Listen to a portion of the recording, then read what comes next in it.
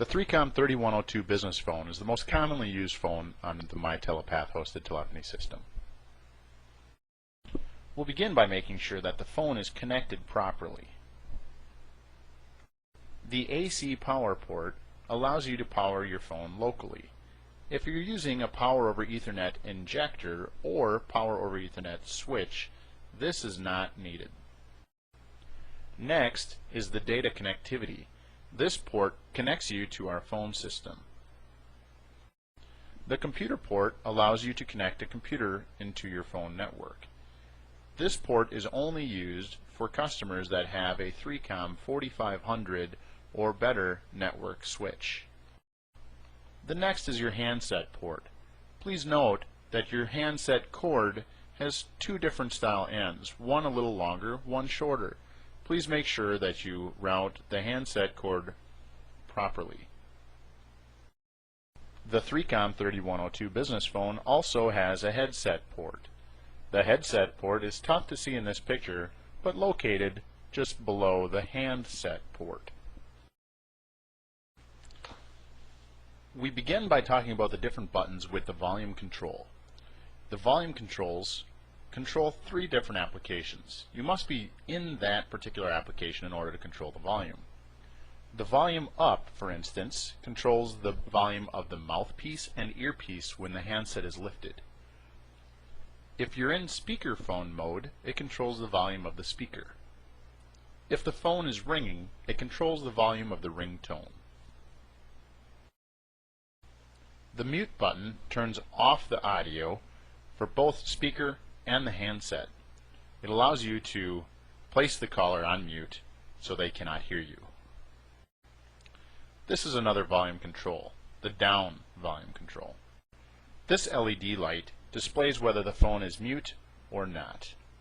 If it's muted, the light will appear. The 3COM3102 has a full duplex speakerphone. The redial button simply calls the last number that was called from this specific phone. Conferencing allows you to place two outbound calling parties on the same call. To do this, simply call the first party, press conference, you'll hear a dial tone, call the second party, you must dial a 9 if it's an outside party, press conference again when that person answers, that'll bring you all together. Repeat the same steps to add the third person. The transfer button allows you to transfer a call to another party.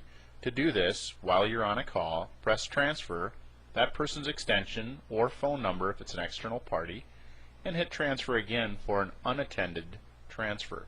For an attended transfer, simply announce to the calling party that you're transferring the call to that they have a call coming. As soon as they verify that they can take the call, press transfer again. The hold button allows you to place a caller on hold to where you can come back to this same phone and retrieve that call. Next is the hands-free button. This automatically takes incoming calls within the same phone system and places them on speaker. The purple button is your voicemail access button. We talk about voicemail in depth in another training. The forward to mail button allows the phone to ring once, giving you time to see who's calling and take that call or be put directly into voicemail. If your phone is ringing and you want to put that directly into voicemail, you can press this button at any time and that calling party will be directed straight to voicemail. The LED light next to it identifies whether your phone is in forward to mail mode or not. This is the first of three system access lines. It allows for incoming calls and outbound calls from this phone. The pickup call park button allows you to retrieve a call that's been placed on a group hold, also known as a park zone.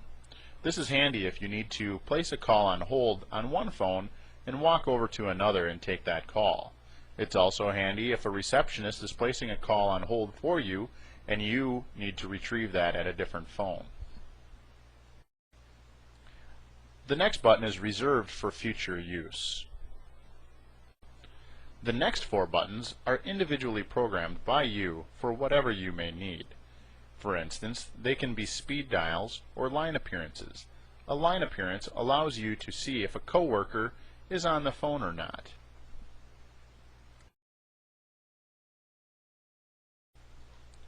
The release button drops the last action you asked the phone to do.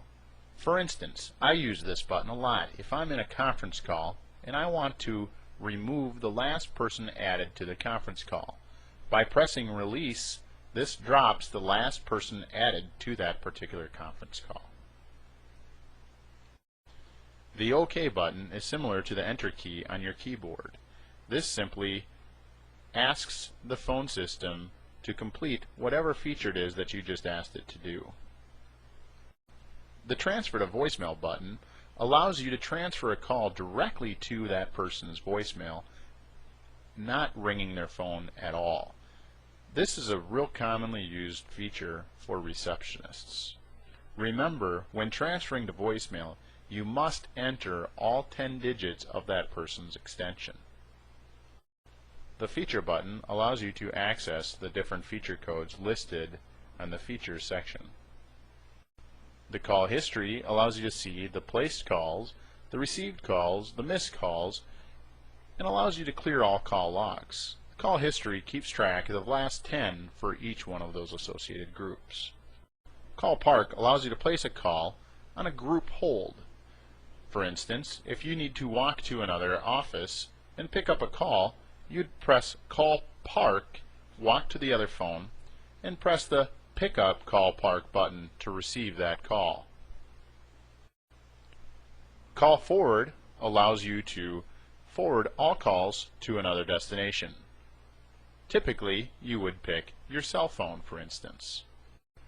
Do Not Disturb keeps your phone from ringing and puts all calls directly into voicemail. The Headset button allows you to use an external headset by plugging it into the headset jack on the back of your phone. While using your display, this key exits you back to the main menu, showing your time and date. The Back key simply brings you back one menu while using the display. Select enables the function on the display. The display shows your time, the date, your extension, hunt group status, as well as your call history. The directional keys allow you to move in the display menu from item to item. This light identifies whether or not you have a voicemail. You could have a voicemail in your own personal voicemail box, or if you're a member of a hunt group, it also identifies if there's a message in that hunt group mailbox.